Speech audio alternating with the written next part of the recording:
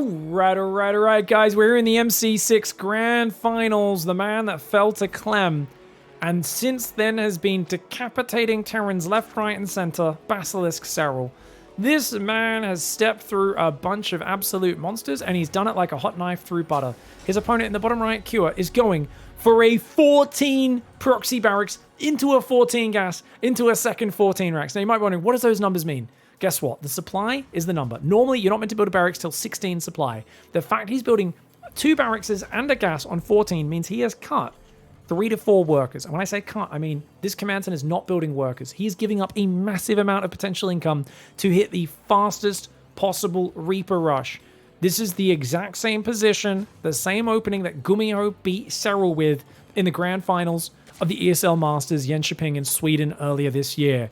Now, obviously, Gumiho had a very special follow-up. He went reacted Hellions into 2 Starport Battlecruiser after joining up with the Mass Reaper, but he'd already done a lot of damage to the Reapers and had SERRAL just killed SERRAL's third base, like totally ruined SERRAL in the opening. SERRAL is not doing his 15 hatch 15 pool, which is interesting. He's just gone for a hatch gas pool, a 16 hatch. So for those who don't know, he's been doing a very special opening with a few extractor tricks, a super early hatchery, and a spawning pool lately to counter the low ground barracks wall-off builds. But he's not doing that. He's doing a more standard build, which is better for him in this scenario in that he'll have earlier ling speed to deal with Reapers. But it's a little worse in that his first Queens and Zerglings will pop out later. So SERRAL has to be super duper on point defending these first Reapers, making sure he doesn't lose many drones. If he can avoid losing more than 1 or 2 workers to the first 2 Reapers, that'll be key. Because look, his Queens just started and already the drone gets sniped. It was blocked by the other workers, so he couldn't put the spine down. Oh no, SERRAL's going to lose 2 drones immediately. Yeah, nice focus fire for Cure there. And another one. Oh no, SERRAL, you can't be losing so many, mate. He does do a spore trick with that drone, cancels it, link speed's on the way. This is a very tough rush. It gets in here so early. I mean, I think 2 drones is acceptable, but oh man, the Reapers are in the mineral line. The drones try to surround. If they circled around, they might have got a 4th as well, but they get 3 and they're damaging the Zerglings. SERRAL's going to let the Spinecrawler finish. He realizes this is a massive commitment from the Terran, and his Queen is here. The other one coming up from the natural right now. Tries to target the weak Reaper, but Q's micro is on point. He's looking slick right now. Spinecrawler comes forward. It's going to cover most of this area, but the Reapers can still go around the far left or the far right to get by. 17 drones versus 21 SCVs. That might be a big economic lead right now. But remember, Q has not started the command center versus 2-base Zerg. So he is still far behind in the follow-up. If we get there, he gets a creep tumor snipe. Q, dude, I mean, he's watched SERRAL play, beat Maru, beat Beyond, beat like all these amazing players in this tournament so far to make his way to the grand finals and have all of his builds studied. It's cool to see that Q is kind of bringing the aggression, bringing the heat, but ling speed's about to finish. 15 seconds still, ling speed. There's 10 lings out, about to be 20. 2 of those do get picked off. I love this. There's a drone hiding, 2 of them hiding behind the hatchery. They know they can't be defended right now, so he's just trying to keep them safe. Keep them secret, keep them safe, Frodo. And those 2 drones do survive for now. 17 workers only for SERRAL. And this barracks lifts off. It's going to be an unashamed pervert Rex. It's going to fly through the bases. Factory with the reactor, starport going up behind it. We've got SCVs building depot behind it as well. Barracks floating towards the main. Massling is coming forward. 21 Zerglings, 8 Reapers are up. Hellions are building right now. 7 Reapers on the way there. 4 Queens are out right now for SERRAL.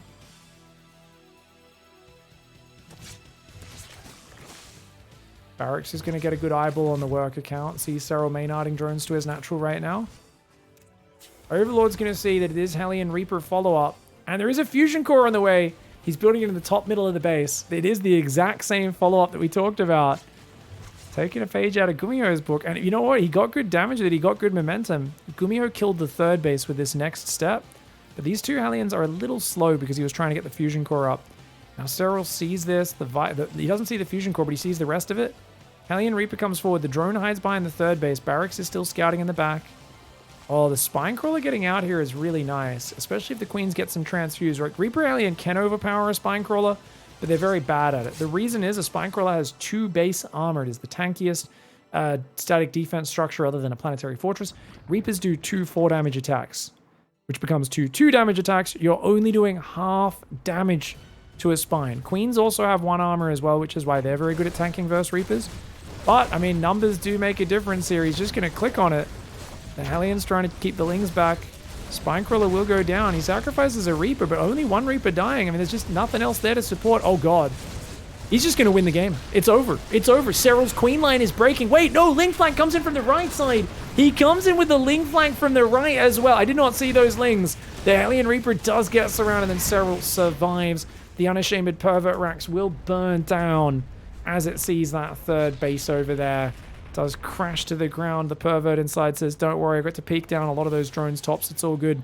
Command center is there. First battlecruiser on the way. No second starport. It's going to be a single battlecruiser opening. Good damage for Gumiho, but you know what? The battlecruiser will be operating solo. That being said, there's... Oh, the Hellions! Oh my god. Okay, good surround on one of the Hellions, but so many Zerglings dying for it. That was a good defense there by Gumiho. Gumi Cure. I don't know what we're going to call him right now. He's using Gumiho's build, but it is, of course, Cure. First battlecruiser, and the spores have just started. BC teleports in. Queens are actually able to group up. That's a good reaction by Serral. He's trying to build a 5th and 6th queen. The drones are like, oh, God. Oh, God. We got nothing that shoots up, boss. Ah, run, Billy. Get out of there. The battlecruiser is going to try and hunt the queens down. One queen does go down. They're trying to get to the spore crawler for safety. Battlecruiser says, yeah, okay. I can bully you wherever I want, man. Back to 1 base mining for Serral. I mean, this is a disaster. He does have drones on his 3rd, actually, so he's got 2 base mining. There is a spore crawler on that natural. The queen's getting gunned down. He's trying to use that spore crawler as a bit of a safety anchor. Great micro by Serral, dude. How has he only lost a few drones and 2 queens? And a bit of mining. I mean, still great damage. I still think Q is in a great spot, but that was surprising how well he held that. Second battlecruiser into Stim, so it's going to be a bio follow-up. There are more Hellions coming in, and there's only 13 Zerglings out, as well as those 5 queens, which are all occupied. Oh, the Hellions going to go. Anyone call for some barbecue? We've got a whole bunch of goddamn Junkrats in here riding some Bernie cars. It's Mad Max all over again. Flames shooting out. Someone's on the top with an electric guitar just letting that music fly out. Oh, but you know what, man? They only got 3 drones. That was beautiful micro by Serral. Serral's ability to scramble into a survival situation just with micro. Like, how did he only lose 3 drones there? I do not know. He's somehow up in workers. It's still a terrible spot. 1-1's on the way, but Q's macro is a little messy. You can tell he hasn't practiced this build that much. This is such a specialist build. You don't get a lot of practice with it. The battlecruisers do come in with 2 drone kills. Spawning pool's getting very low. Cannot afford to lose the battlecruisers, though. Oh, he didn't focus the spawning pool there, and it does survive. Nice transfuses for Serral. Chases him off. 3rd base cannot land for Cure right now. And guess what? He's only got a few Hellions. He's trying to build a few more right now to make sure he could secure that 3rd, because his natural's going to be oversaturated. Armory is on the way. He's got a few SCVs on the outside of the wall. Serral does lose an Overlord. Double Evo, Lair, Baneling Nest.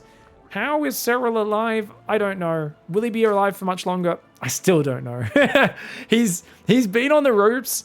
And he's going to need to stay on the ropes and keep ducking and weaving and barely evading headshots from Cure, because he's stuck on even workers. His tech's in the Stone Age. He's just building a spawning pool now in case the first one does end up getting sniped at some point. Queen goes down, but the battlecruisers will have to back off. Respreading the creeps, very nice. Serral does need a tumor on the left. He's got a few on the right. He's got a 4th base in the top right corner. 1-1 upgrades do start up. It'll be Baneling speed next up, no doubt, when he hits 150 gas. Perfect timing for Serral. He's going to repair those battle cruisers. They're going to stay as just a very annoying harassment force.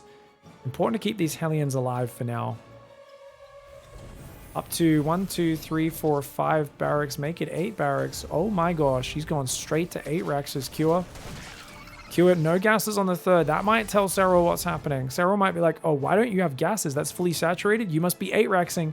So if Serral does nothing but Massling Bane, that would be the right call. It still might not be enough to defend this, but I think that'll give him the best shot. Now, Cure is making Hellions. Wait, Cure's doing a Hellbat Bio All-In with Triple Tech Lab Marauder? Oh my god, the memes! He teleports in the main right here, takes out a queen, starts doing some damage right now, but with 3 spores nearby, he can't get much more than that. Guys, this is a Hellbat Marauder build. This is an amazing mid-game 3-base Hellbat Marauder 8 racks. This is just the start. This is not a really committed push. The real push comes in about a minute and a half, or even later. 4th hatchery or 5th hatchery gets cancelled there.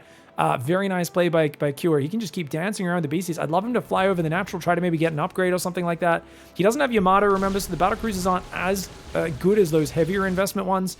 The creep spread's quite nice for giving vision. And where are the rest of these Marauders? They're starting to gather up at home. He's building 4 Marauders, 2 Hellbats and Marines at a time. The trick against this army is you want to have very heavy Banelings as SERRAL, because very heavy Baneling will smash the Hellbats before they get a chance to really fight, and then your Zerglings can clean up the Marauders. But if you don't have enough Banelings to clear the Hellbats instantly, your Lings will get roasted and you'll get annihilated. Normally, when you're on the ropes, you like to play a heavy Zergling, low Baneling style to get back in the game, but that's not an option for SERRAL. He needs mass Baneling.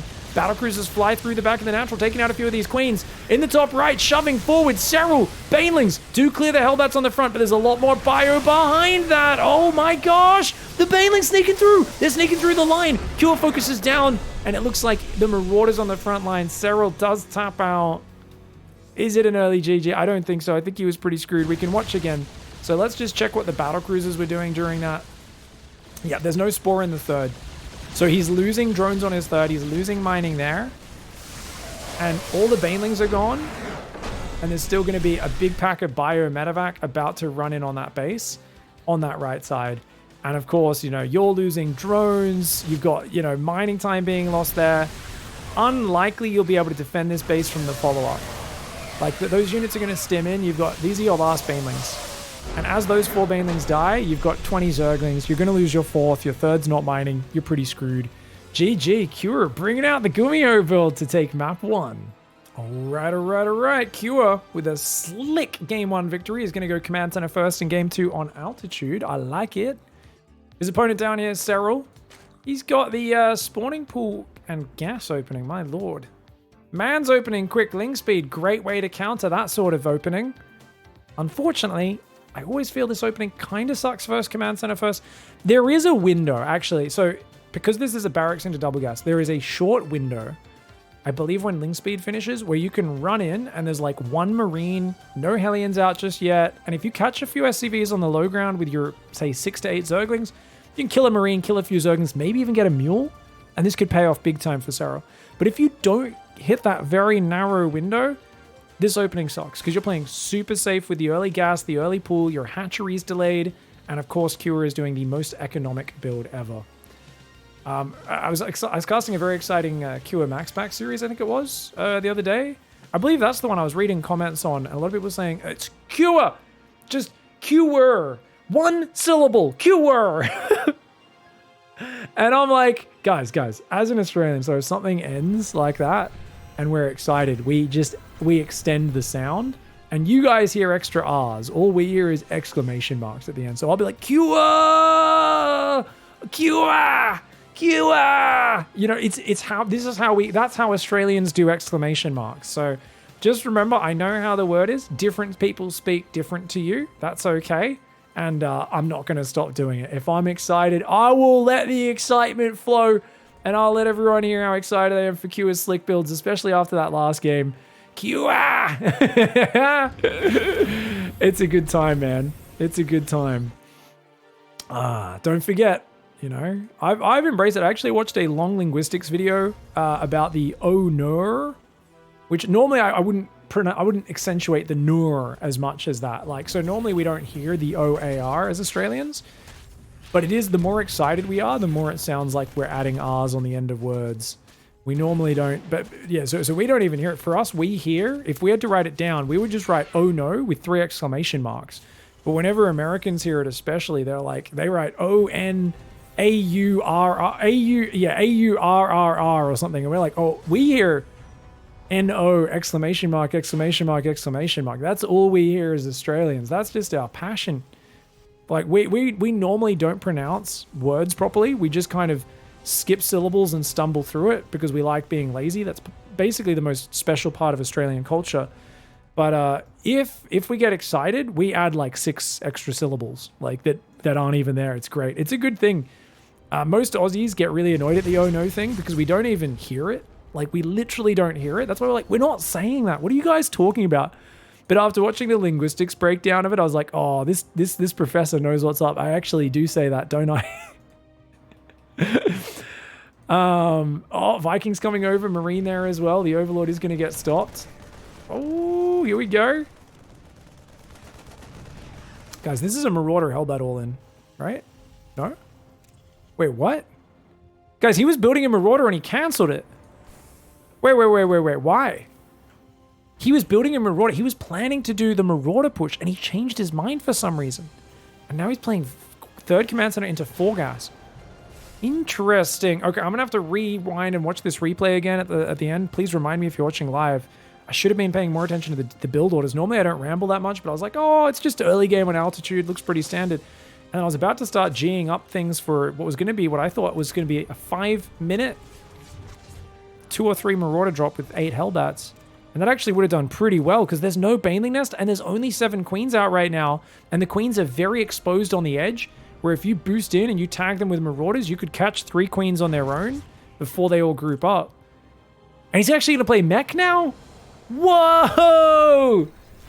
Q is going to play Mech, man. It's going to be very nice. Evo Chamber's on the way. Baneling Nest as well.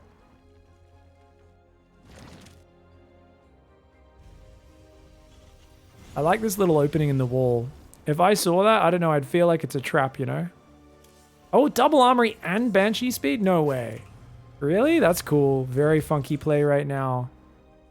Both of them are grouping up. Wait, he's waiting? He's still not showing it. Oh, that's a lot of Hellions, though. I think at this point, a Roach Warren should go down for SERRAL. He's making Banelings. I think he might think it's Blue Flame. He might think it's 2-factory Blue Flame into Bio and Mass Widowmine drop, which is a popular style. Saw a lot of that 6 months ago. And she's coming down the right side. They're going to go after the hatchery there. SERRAL is on 61 drones versus 55 SCVs. I feel like Cure has done a fantastic job of hiding exactly what he's up to.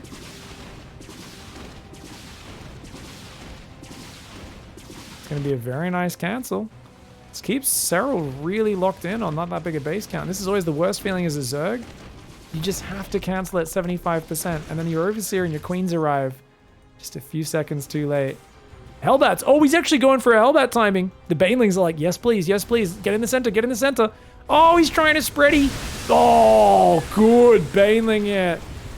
I gotta say, guys, that was a bit of a misguided Hellbat timing. He kind of walked way too deep on creep, let the Banelings hit a bit too center, and then got surrounded. SERRAL also scouts the mech. SERRAL is the king of making mech look bad. Don't get me wrong, every now and then when Dark or Solar spots it early enough, I see them shut mech down. But SERRAL is usually amazing at it. That being said, it's only 7 minutes when his Roach Warren starts. So he has to play very defensive.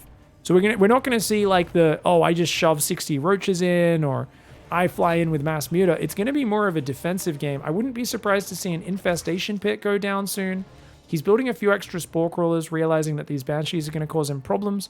5th base and 4th base not being able to be mined from yet. Very frustrating for him. Magfield's on the way as well as Blue Flame. Now, I'm actually a big believer in Magfield being a waste of money this early in the game. I play a lot of mech. I love watching Gumiho's games, Kua's games when they play these mech styles. I really don't think Magfield is worth it. Unless you're... I mean, he's going to try and play Mass Cyclone. So apparently... Okay, I didn't realize... I thought he was going to swap to tanks. He's trying to play Mass Cyclone. I really like Gumiho's Hellbat style of... Hellbat drop style of Thor mech. Few siege tanks, and then just lots of Thors and a lot of Hellbats in Medivacs dropping on the enemy units. But interestingly, it's going to be Mass Battle Mech, just Cyclone, Hellion, Banshee en masse. If he can deny one of these bases, keep the creep back, Cura could do well. 4th Command Center starts at 820 though, so he's very much got to do damage in the near future. Blue Flame is still 30 seconds away. Magfield 45 seconds, 120 seconds away. So a little while till these upgrades start kicking in. I do feel like maybe he's lacking a little bit of the momentum he could have had if he skipped the double armory until a bit later. Yeah, that weakens your late game, but you don't really have a late game if you're just playing Cyclones and Hellions and Banshees, right? This is not, where are the Thors, where are the tanks, where are the Ghosts? Those units, I don't think he's got any plan to go to those. And in that regard, +1 weapons is very unimportant with Cyclone Hellion. Armor does help a fair bit. Hives on the way, pathogen glands and burrow. Sometimes call pathogen glands the fungal upgrade. Hellion Cyclone will defend that 4th Command Center. You cannot afford to lose that. I like that he's clearing out the left side, but it does feel like he could be doing maybe a bit more damage. Hey, gets a Spore killed, cancels a few of them, grabs a few drones, gets in, gets out. You almost don't even need Cloak in these scenarios, right? You're relying on the speed more than anything. Look at that. Finds a few of these drones out there, grabs a few more workers. Love the way he's dancing around. And that's a dead hatchery as well. 9 workers. A queen goes down. Look at that. Locks onto the hatchery. Very well. But dude, Q is all over this. He's got great supply. Problem is you don't need an economy lead to beat Cyclone Hellion. Mechas, we think of it as a very efficient composition. Zerg needs more income. Zerg does not need more income. He does. Usually you want flying units to deal with this, but Vipers and Infestors can do the trick to catch those. But most importantly, if he lands a single fungal on these Cyclones, jumps on with Ravagerling Bane, it will be a disgustingly efficient fight. 2/2s on the way as well as Thors. So Cure is going to start building some other units.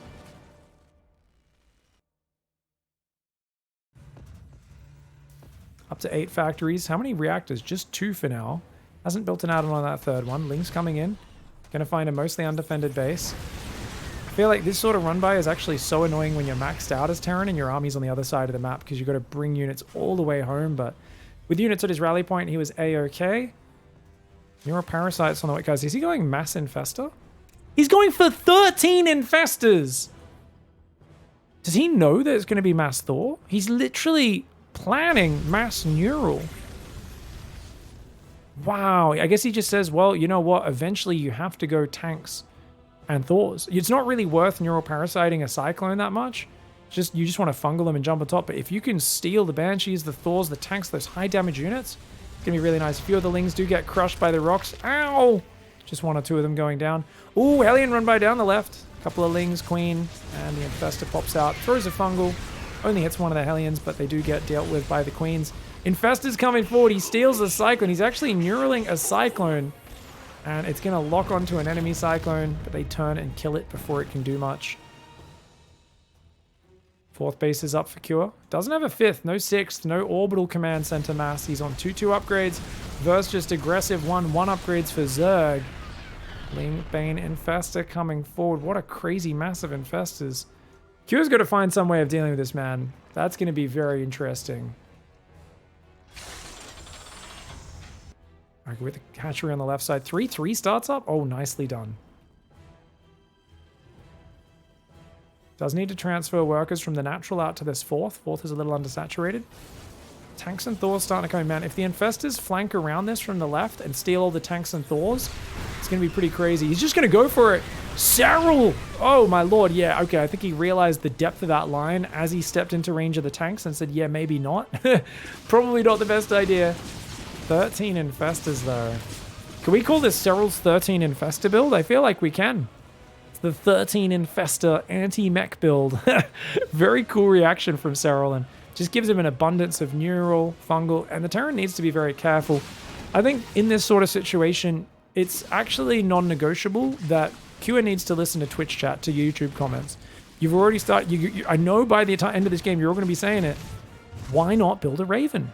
And we always kind of joke about this because it's kind of like a, it's quite difficult to normally get a star put on a tech lab when you're playing Bio, but when you're playing mech, it's doing nothing. Unless you want to do Liberator Harass, it's doing nothing right now. He should absolutely put that back in a tech lab, get a Raven.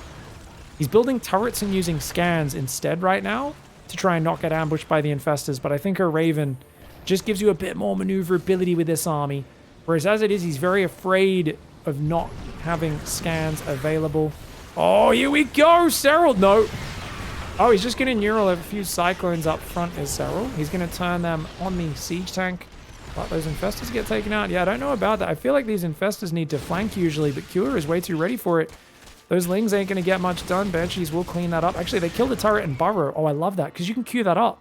What you can do is you right-click the missile turret, and then you just queue shift burrow right behind it. Blinding Cloud Fungal! Oh, the neural coming in! He steals a bunch of tanks and Thors. Oh my lord, Blinding Cloud Neural combo. Absolutely delicious engagement. SERRAL killing all the units as the Neural runs out. The Thor does do a bit of damage, but unable to kill the hatchery in the bottom right. Those Lings can unburrow whenever he feels like it as well. SERRAL with an amazing engagement. And the problem is just those tanks were sieging a bit too far forward without cover. If you don't have EMP, you always need to have at least, like, say, 4 siege tanks sieged up covering everything else. If you don't, you can't break those neurals quickly enough. You need to immediately scan and shift-click down the Infestors to kill them. Now, Cure ends up losing a command center. Banshees are being annoying, but they're mostly out of energy, and another Banshee does fall. Remember, those Banshees are being cleaned up as well. They're not being produced. He's going to start building Vikings to try to deal with the Vipers, I believe. With just 1 Viper, 6 Infestors. Units lost have 2,000 resources in favor of Cure, but it's 4 base versus 5, going up to a 6th base on the gold. So SERRAL doesn't have a crazy bank advantage, but he does have a good supply advantage right now. Terran has to spend a lot of money on their infrastructure, remember. Oh my, oh my, oh my. Terran does have 3 upgrades for mech. Of course, that does not make the SCVs any tankier. They are bio units. Even though they are mechanical, they do get the bio upgrades. 6 Corruptors on the way. There is a Great Aspire ready, but Carapace only now starting, as well as +2 air weapons for SERRAL.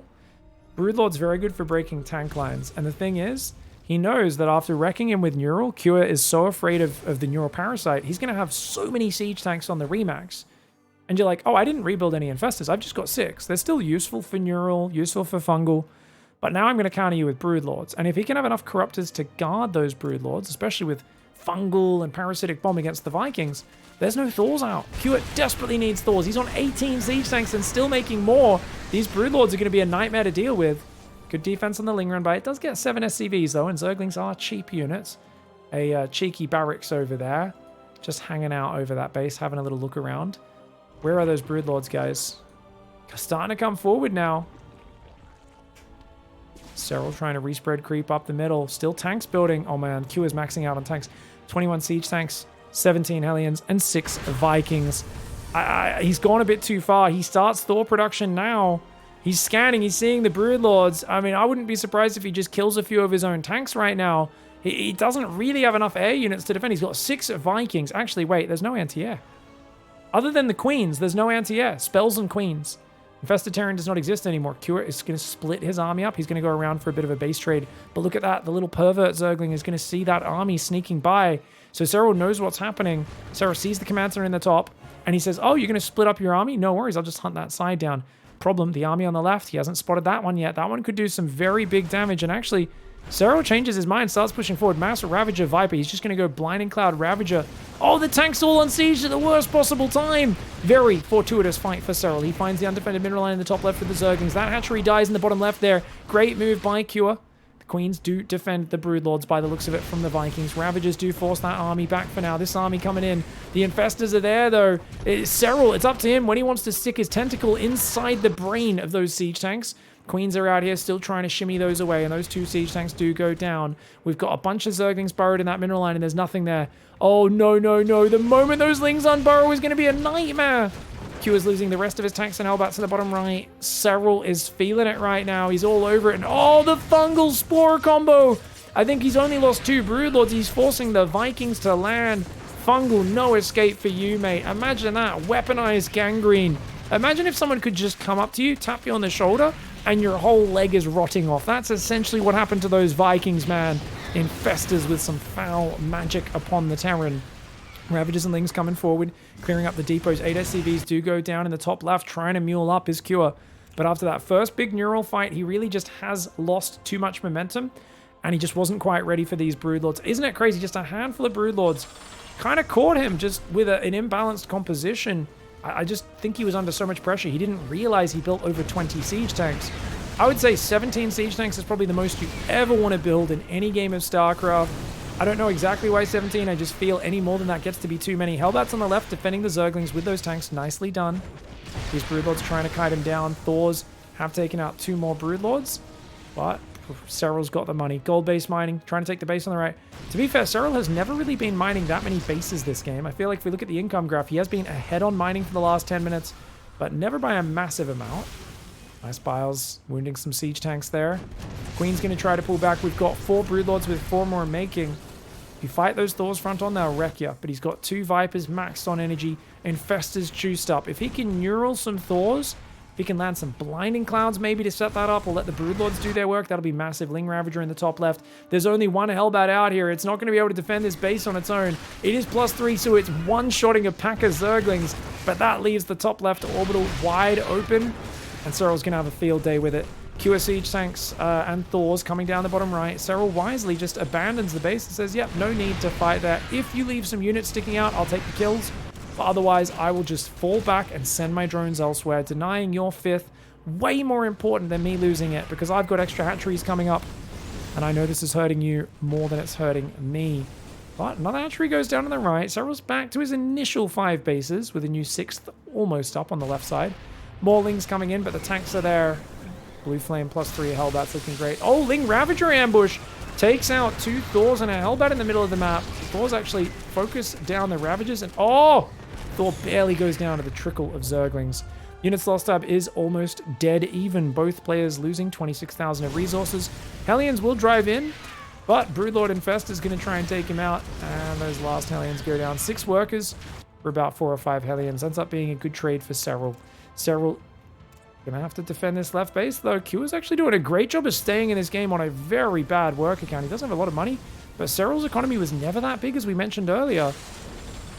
Roach is hanging out here, forcing a bit of a siege up.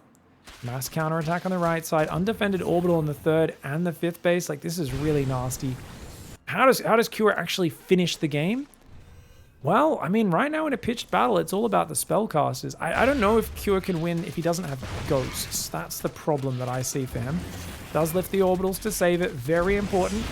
Siege tank on the high ground is going to slowly defend some of those Zerglings, but a few depots go down. And funnily enough, he doesn't actually have many command centers. Normally, losing depots this late in the game doesn't supply block you. But for Cure, it actually does. He just doesn't have that much stuff. He doesn't have the big late game setup. I mean, SERRAL's only at 60 workers and he's got no bank, so it really comes down to an army versus army clash.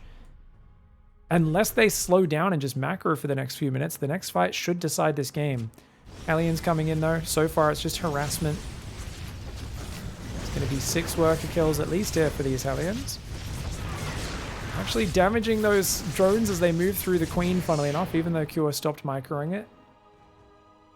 SERRAL's got a big gas bank. Not much minerals. So it's useless if he has his mining stopped. If he like loses at these bases, he won't really ever be able to spend that gas bank.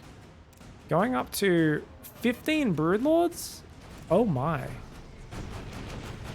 Yeah, basically this is all just about fishing for the perfect fight and relying on the fact that Q's setup is not really a proper endgame setup. I think that's what gives SERRAL real confidence here. He's like, I know you don't have ghosts on the way. You can't afford that, dude. You're in a pretty bad position. The Ravagers should not commit here. They should get out of there. He does not want to lose these Ravagers. That being said, there's not many mobile units for Terran. Broodlord's trying to defend. The Viking Thor Hellbat comes forward, clearing another hatchery up. 16 SCVs go down. Nicely done. And SERRAL gets most of the Ravagers out on the right side. 2 Hellbats, a Thor, and a tank. Gonna start trying to ruin that expansion for SERRAL. Siege tank does siege up, takes out the tank. Hellbat saying no, no. They do clear up some of the Ling Roach. Looks like Spinecrawler or an Infestor. I'm not sure what that was. Just went down. Command center in the top left. They do scan. Q is going to be able to land that and get it back up. Tank Thor Hellbat trying to do what's going on. Q takes out the siege tank. He's going to go forward. The Thor's going to get taken out as well. Ravager's getting some good pickups. And he does rebuild the hatchery before the barracks can land to block it. Vikings trying to take out Overseers. Hellions trying to focus the Ravagers for maximum splash and actually doing all right. Even though there's +2 carapace. Oh my god. Oh, the Biles got all 3 Vikings though. That was a beautiful wave of Biles. Those Ravagers, almost all of them died, but they did take out a few of the Vikings. Both sides losing some decent amount of units there. Still very even on the units lost. Neuroparasite! Oh no, the Blinding Cloud Neural combo! There's no way to punish that Neuroparasite. The Broodlords push the Thors back. Now, they're out of Blinding Cloud right now, but I think with the mass transfuse, it doesn't matter. Look at the transfuses! Nothing's dying! SERRAL's 20 Broodlords! He has 20 Broodlords on this map. He cleans that army up with mass transfuse. I'm telling you guys, some of you weren't loved as children, right? You'd scrape your knee and mum would say, suck it up, and she'd go back to smoking ciggies and smashing some booze. But just imagine if we all had a mother as kind as SERRAL's queens. She slapped 17 band-aids on a scratch on every single one of the knees of those Broodlords. She said, I won't let any harm come to you, little Jimmy Broodlord. Every single one of those, like the moment they got hit by a Thor, transfuse. Another Thor hit, transfuse. Viking hit, transfuse. There was like 15 to 20 transfuses in very quick succession. Beautiful caretaking from SERRAL of his units. And that's why SERRAL very rarely has his license revoked. You know, sometimes I see a player throw an army away and I say, your license is revoked. You should not be allowed to drive that many Marines to their death, Zerglings to their death, Zealots to their death, whatever it was. You know, it's messed up. But SERRAL with like really pinpoint accuracy on the spellcaster mix, and he couldn't really force that engagement to happen. He waited for Cure to come to him, and then he took the fight. Very well played there.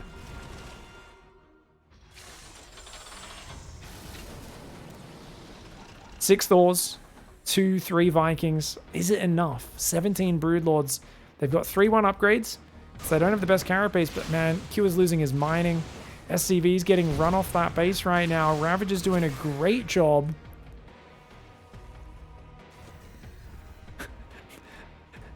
There's a ... in the chat, making me think I may have gone too far and hit too close to home on the dark humor. I'm sorry, guys. I'm sorry.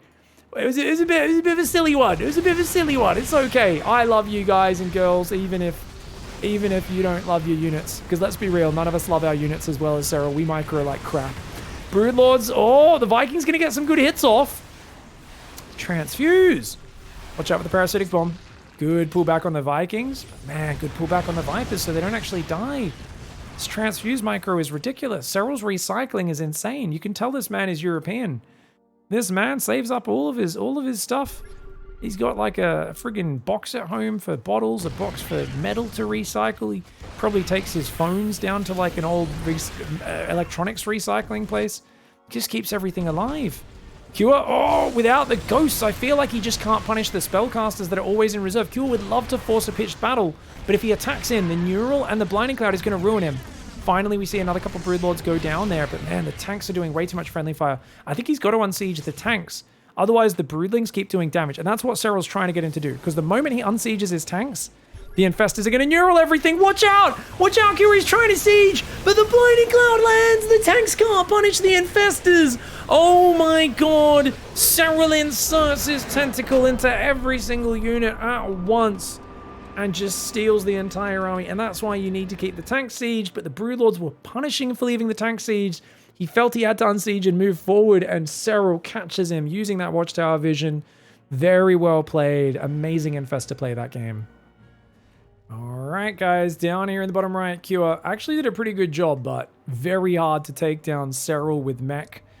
I always feel like mech is really good versus most Zergs, and there's just this like top echelon of guys who are so good at dismantling it. Rogue was the first player. When he really started coming up as a player, I felt like mech was almost unstoppable. And then it still was unstoppable versus everyone except Rogue.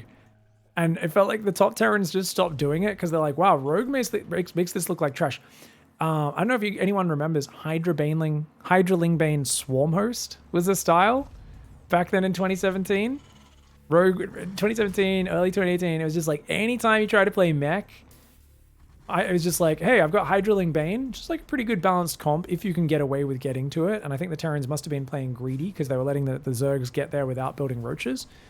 And then there would just be like a squad of 16 Swarm Hosts throwing Locusts in, and there'd just be these beautiful combo fights where the Banelings clear out the Hellbats, the Ling Hydra jump on top while the Locusts land on the siege tanks, and it was absolutely brutal. I still do Lingbane Swarmhost first mech, and it works wonders, says Bullier in the chat. It's a pretty good style.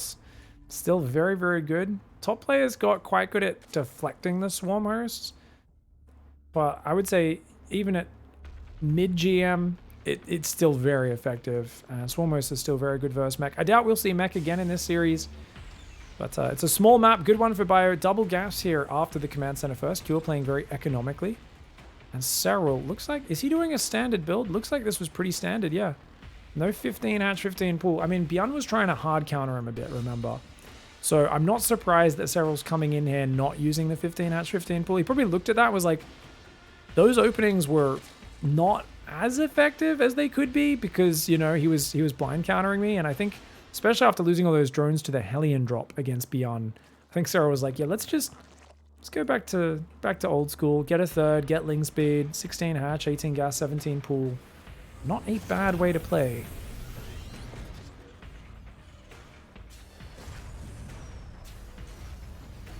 Double Alien production, Starport there. Oh, for those, I did look back in the replay after the game. I don't know if we've included that in the YouTube cut of this. So, Cure got to 80% on his first Marauder, and then he cancelled it, and then started another Marauder.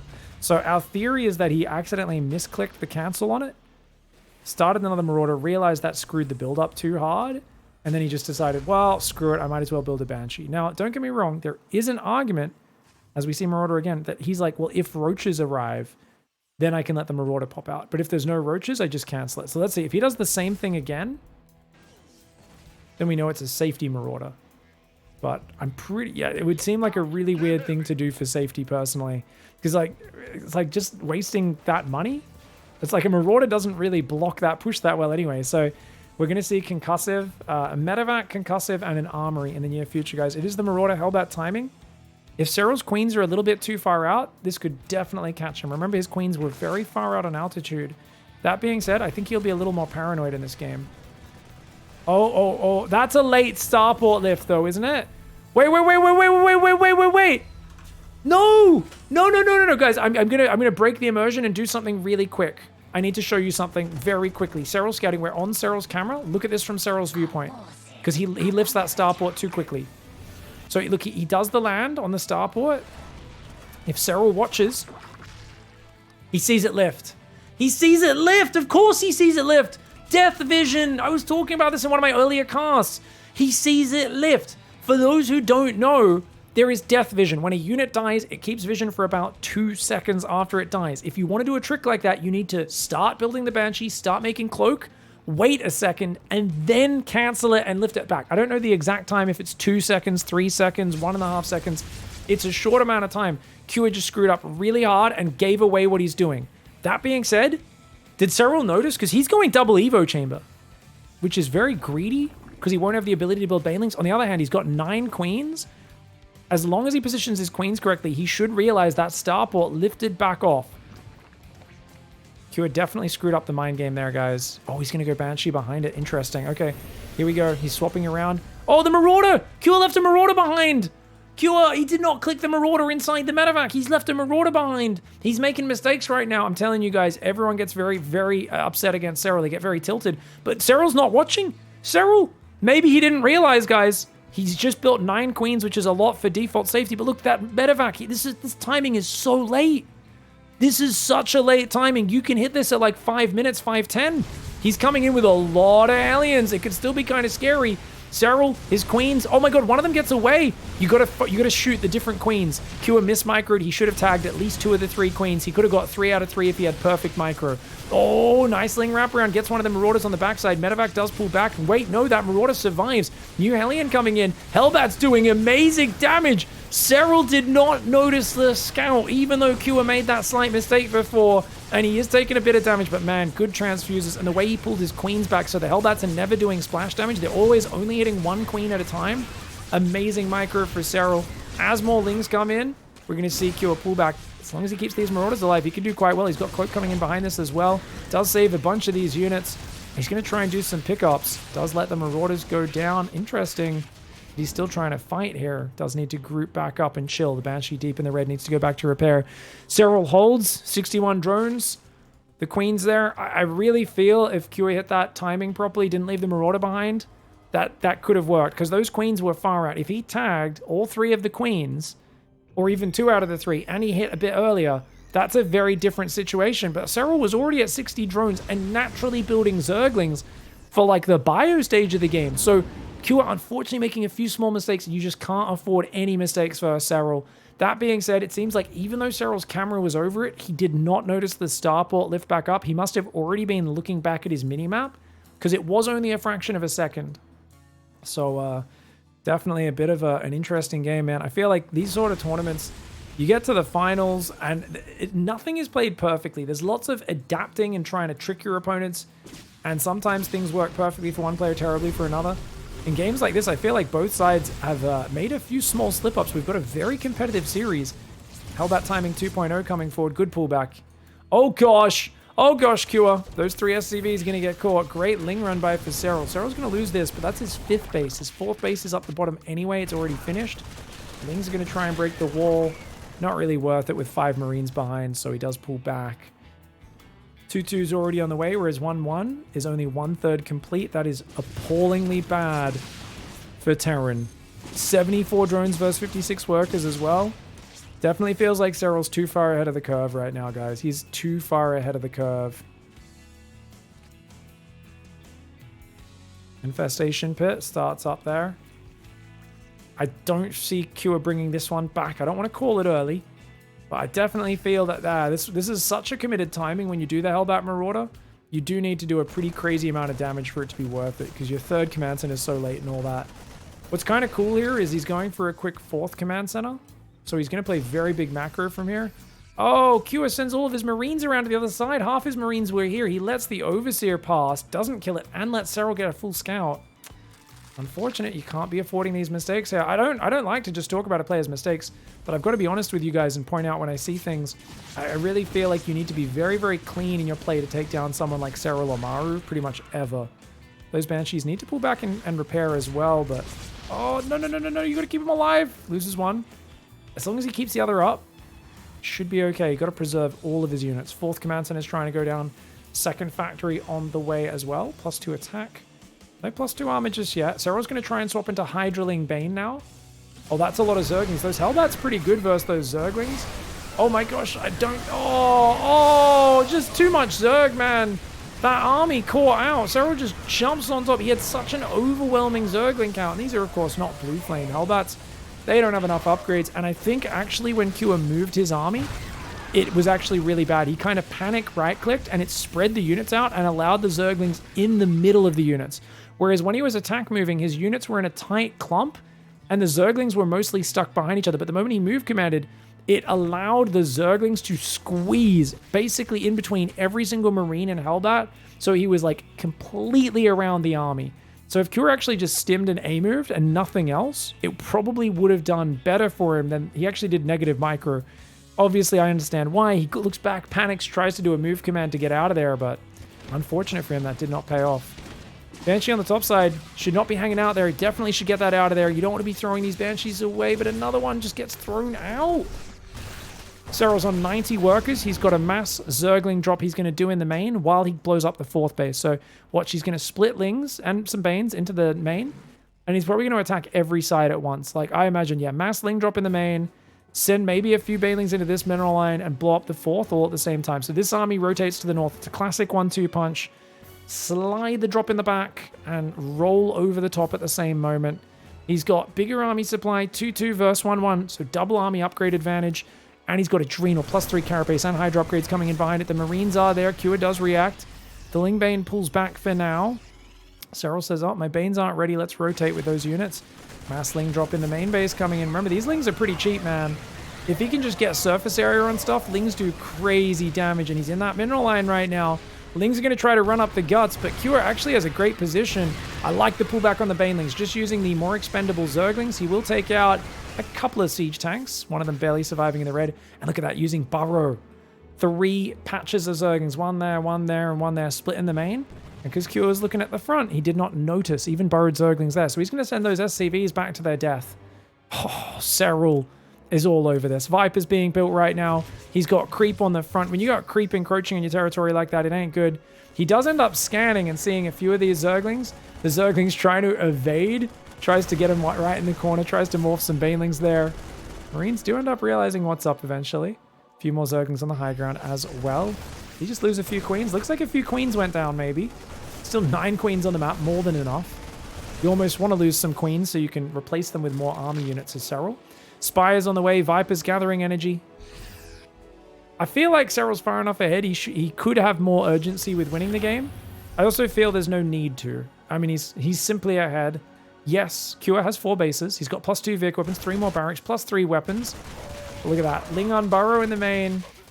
Disruption. Massive, massive disruption. He's going to take out the Sense on the top. He's going to try to roll forward, but I don't think he wants to go in there without Vipers. That's a lot of siege tanks, a lot of Marines as well. He's going to attack on the left. Ling Bane comes in. He might attack back in on the right. Now that the Ling Bane is tearing down the depots, he burrows the Lings in the main again. Cure's like, oh god, he's burrowed, hasn't he? So he stims them and he knows he needs to leave units there for now. Oh, Serral and Burrow? I've honestly, this is like a new budding romance we're seeing in 2023. I feel like Serral and Burrow is like the new hot couple. They're the new hot couple on the block. This is honestly sexier than the piano key necktie.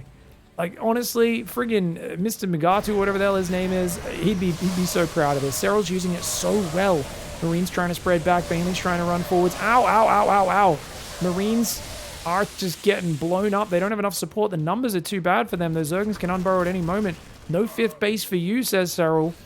His Vipers have gone back to gather more energy. Very nice. Those Lings still just waiting for their moment.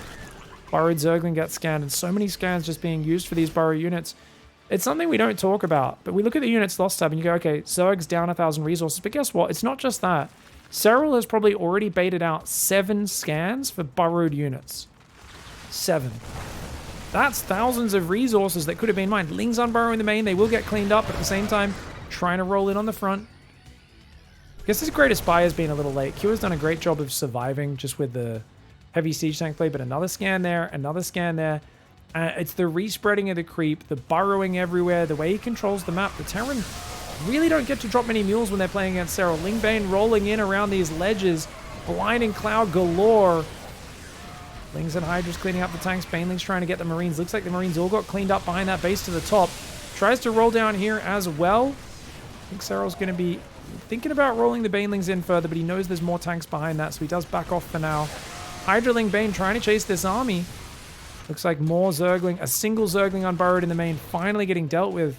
Just stretching Cure's attention, his ability to perceive what's going on accurately, to react and deal with things accordingly is so much at its limit all game long. We've got 7 Corruptors that'll, of course, be going for the follow-up Broodlord timing. Right now, this Sensor Tower causing a little bit of trouble. I wouldn't mind SERRAL poking forward with some Hydras and Vipers, abducting any tanks, try to pick off the Sensor Tower from the low ground just to clear up the map control. Because that Sensor Tower there does give Cure a bit of warning. Should be able to run the SCVs. Run. He needs to lift the command center. Tries to pull the SCVs. A few of them do get trapped. They do start mineral walking. Good response by Cure. And a few SCVs, a tank, a couple of Marines and Marauders, and a couple of gases going down. Any trade is a good trade for the Finn, as he has got 93 workers. 7 Broodlords morphing in a very safe position back here, just out front his 3rd base. Pathogen Glands on the way behind it, +3 melee. And building just tanks, liberators, and starting to add ghosts, which are, they're not terrible against Broodlords, but they're not great either. You really need a lot of them with a lot of energy to pop those Broodlords, because it's 2 snipes per Broodlord, and their shots can be interrupted. You do get an energy refund when they're interrupted, but it still does hurt. Broodlord Viper coming in, you gotta watch out. Abducts on those medevacs, yeah. Too many players spam Parasitic Bomb, but I love Abducts if there's Hydras there. Unfortunately, the Hydras were just a little too far behind, but SERRAL, is he abandoning these Broodlords? He splits a lot of his army off. He's a little slow to come back here. Broodlords doing what they can. A few snipes do go down. A Viper and a Broodlord do fall. But man, the tank and the Bio are in big trouble. SERRAL seemed to be expecting an attack on the south, a counterattack from Cure. It never came, so he's just got a pack of Lingbane Hydra down there going, oh, really? Oh, I thought you were going to counterattack. So he was kind of anticipating that. He doesn't end up getting it, so he regroups his whole army. You can see these units coming over from the left side of our screen. Bio tank planetary there. Oh, I say bio tank. It's more like just a bunch of bio. There's no tanks left up here. The Liberator's out of position as well. Planetary goes down. Cure is back to 4 bases. And SERRAL, he's still got Mass Lingbane, a handful of Broodlords. The Ghosts try to hunt them down. They get rid of one of the Broods. That allows the Lingbane to jump on top. Pretty good micro by Cure. Banelings don't get too deep in that army. And he's going to be, no doubt, lifting a new command center up there. He will deny one of SERRAL's middle bases. Nicely done by Cure. And what's the follow-up? Just Lingbane Hydra Viper seems to be the name of the game. Broodlords coming in, abducting the Liberators. Oh, so well done. Siege tanks and libs going down. Ghosts are falling right now. Lingbane coming in. The Marauder goes down. The Bio will spread back and start to take more and more efficient fights as time goes on, but SERRAL, of course, has the money to spare. Cure doesn't. He needs insanely efficient fights right now. Banelings are starting to get cleaned up right now. Lings held back. Broodlords, Hydras, Banes are here. Another snipe lands. The Ghosts finally start to get those Broodlords weak, but they can't quite complete it. And that was a very good series of fights for SERRAL. He's only down a few thousand resources in the units lost. Cure is trying to punish him, but he's not quite able to get on top. Command center there as well. Marine Marauder and Ghosts trying to hang out right now. But there's just too much Zerg, man. Look at that! Mass Zergling! There's no bio. It's just the planetary standing in its way. Banelings getting in the mineral line and going boom, boom. SERRAL a bit too powerful in that game. Unfortunate slight mistakes with Cure. 2 games in a row. One game he cancels the Marauder. The next game he leaves a Marauder behind and failed to tag the Queens. One of the biggest things you have to remember with that push is you have to tag the Queens separately. And that's tough to do because you're trying to stutter step your whole army forward at the same time. And you could see he did split fire to get 2 separate queens at first. But not only is he a little bit later than he should be because he had to double back with that medevac, remember? But when he does go in, tags that queen. And you're going to see he shoots the other queen now. No, he doesn't. He should be targeting this queen here. He stutter stepped, but he didn't tag. He should have tagged that queen. By tagging her, she would have blocked the other queen. So he lets an extra queen get away, and he's hitting later than he should have. And that allows there to be more lings, more queens, and it gives SERRAL just a bit more time to get organized on his defense. This did not do enough damage, and Kua was too far behind. All right, guys. SERRAL is now up 2-1. He's going back to the 15 hatch 15 pool. I like it. He says, look, you can't blind counter it because I've been playing standard 16 hatchery builds. So let's go back to the 15 hatch 15 pool. And I mean, his standard with this is the 2-base roach opening. But remember, he can go really fast roach queen push. He can do just macro off it, or he can go fast ultras with the really early single evo carapace upgrade. SERRAL has 3 follow-ups to this. And I've been studying and trying them all and doing them poorly on the ladder. And I've actually found success with this opening versus Protoss and Zerg as well. Like, it is actually a really cool alternate opening because essentially at its core, it's just a 2-base roach opening. But you've got very early scouting because you have an early overseer off the lair and an early roach speed, which means you can hit a really brutal roach timing if you want to commit that way. That's the amazing flexibility of SERRAL with this build. And the problem for Kua is he's not going to know about it until that Reaper gets across the map. So he's already by that point going to be committed to either playing 3rd command center or taking the 2nd gas for quick tech. And we'll find that out in a moment. This SCV builds a factory. And then if he wants to go the 2nd gas, he'll take that about 2 minutes 30 just after the factory starts. I guess not 2:30, more like 2:20. 2 lings trying to sneak out. You can see the Reaper goes south, the lings go north. Nice move by SERRAL. He could potentially kill the SCV building the command center, but because Q is going for 2 Marines, he can easily defend it without bringing the Reaper back. And look at that queen timing. You don't even need to build Zerglings to defend at all because the queens are out so early, straight up to 4. And he's playing gasless. SERRAL's playing gasless. He's trying to secure the 3rd base right now. Reaper's going to try and stop it. Kua. Oh, good move by Kua. I like that. Really well done. I don't think your 3rd being delayed a little bit here is the end of the world, but you definitely would prefer it being up. Lings come in, but great SCV pull. He sent the SCV back, saved it, brings a new SCV down. Good handling by Kua so far. And look, he blocked it again. Oh, and he survives on 1 hit point. Great delays there. Just delays SERRAL a little bit. SERRAL is still droning pretty well, though, behind this. He does have a few more lava. And he is starting a gas as well. Okay, so 3rd command center build for Kua. As we said, he would have to be committed one way or the other. And indeed, it is the direction of the 3 command center. I think Banshees are one of the worst units to open against, like Reyna, because he's quite greedy. I don't mind them against SERRAL as much, as long as you're not relying on getting crazy damage. You're using them more to defend run-bys and the like. But overall, I don't know. I've always felt like the Banshee is such a big investment in terms of gas that not as good versus them. And looks like a Viking, I would imagine. He doesn't really have enough gas for anything else. Oh, a medevac. Okay, he's going to do like a little marine drop. Go around, maybe hunt some overlords, clear off these watchtowers. It's pretty good. Reaper's going to dive in the main for a bit of a scouty scout. He's building more Zerglings as SERRAL. Guys, SERRAL's building Zerglings and he forgot to make Ling speed. I guess not forgot. He only got 100 gas just then because that gas was so late. Just like, why is he building 10 slow Zerglings? They're almost worthless units. Maybe it's in case Hellions run over so he can defend. Why is he building 6 more Lings right now, guys? What is SERRAL doing? This is a bizarre thing to be building Lings this long before Ling speed is ready. I don't think this is my favorite version of SERRAL's opening ZvT build. I did talk to him after this tournament, guys. I talked to him the other day. Had a very quick call with him just about some Pigfest stuff, and he did say, I was like, hey, are you preparing for the new patch, all these cool non-Baneling focused roach openings and stuff? And he was like, yeah, it would have been cool if I got to use more of those.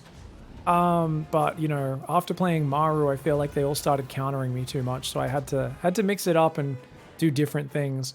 And interestingly, we got Lair, extra gases coming down, Baneling Nest. So it looks like, okay, just a Ling Bane build. By the way, for those who don't know, going into this tournament as well, SERRAL actually was on holiday, he said. He said he didn't really practice at all for this tournament, and he was expecting to go out early. Or well, he didn't say go out of it. His specific words were not do that well, which is basically, you know, definitely not ending up in the grand finals. So he was very pleased that he made it here. Obviously, after Gamers 8, a lot of the players did a big grind leading into that $400,000 tournament and then decided to let some steam off afterwards. But there's no real big gap in the tournament schedule. So players have to just choose what they prioritize. And it seems like, I know Rainer and SERRAL especially did not prioritize Masters Coliseum in terms of practice as much as some of the other players did. Oh. I think it's kind of the same for most of the players. And that they were all kind of like, hey, $400,000 tournament, that's the priority. Grind hard for that. And a lot of them are still in fantastic form, of course, as that practice carries over. It's going to be Mutiling Bane. Quick 5th base as well. Okay, Q is supply blocked slightly there, not a major one. Q is down 20 workers right now. All he's got is a little soft marine drop, so he really hasn't put any pressure on this game. He's done no damage. Is Q just, and he's built a single cloakless Banshee. I think because he... Oh! You know what, guys? Q was like, he saw the 15-15 with the Reaper, so he said, okay, you're going to do the Roach build. And he basically just played like really safe, safety Banshee, 8 Marines, and then he just basically, he didn't realize that SERRAL was like, I'll just metagame, go into delayed Ling speed, play Lings. And because of this, Q hasn't done any of the stuff that you normally do to slow a Zerg player down. SERRAL has been completely unfettered. A tiny bit of creep spread. His growth is just ridiculous. And if he loses a 4th or a 5th base, he doesn't care. He has the other one up. But most importantly, if you commit to a push, these 11 Mutalisks and the Speedlings and Banes might just ruin you. Masslings sneak past a Banshee in the middle of the map. It doesn't spot it. Okay, he does see it. He does see it. He's got to run those SCVs right now. The SCVs do run. The Marines are here. There's a tank siege. The Marines do get surrounded. The SCVs derping a little bit, but good hold. It was a good hold by Cure. 30 Zerglings have died for just 7 Marines this game. Only 1 SCV went down. Very good defense, but no 4th command center just yet. His 2-2 hasn't started. There we go. 4th command center. No 2nd factory just yet either. We've got those mutas out. They're going to fly around. Cure sees it. Great Banshee spotting. Turret goes down immediately. Does he have units nearby? He's got a big bunch of Marines stimming up. Good job. Good job. He's on top of it. He loses only a couple Marines. Chases those Mutalisks away. Very well done here. Oh, he's going to commit. This is dangerous. If he gets caught here, he could be screwed. But I think he realizes, like, okay, the mutas are on my side of the map. Let's punish him. Funnily enough, the Banshees and the Mutalisks flying side by side. The Banshee wants to hang out with its friends over there. It says, I just want to hang out with my big brother. The Mutalisk's like, no, you can't hang with us, you stupid idiot. Uh-oh. You're trapped now. Kua needs to bring the rest of the army down right now, and he needs to get out of this position. Otherwise, if he loses this army, he's screwed. You cannot lose this army. SERRAL's going for it just before the hatchery goes down. The Ling Bane rolls forward. The mutas do start to get focused down. Good focus fire by Kua. Great focus fire. Wow, that was really well done. But, oh, that's a bit too much special sauce. Trying to dive in for the hatchery kill. There are more Banelings in reserve. Ooh, good engage by SERRAL, but the reinforcements arrive. SERRAL gets pushed back. Dude, great handling by both players, but I gotta say, Cure is making this way better than I expected, considering he seemed to be caught off guard by the strategy SERRAL's playing, and SERRAL was pretty far ahead. Cure needed this damage, and he's doing alright, but these Marines are heavily stimmed. I think it's time to pull back and lick his wounds for a moment. SERRAL's on 7 gases, he's on 78 workers.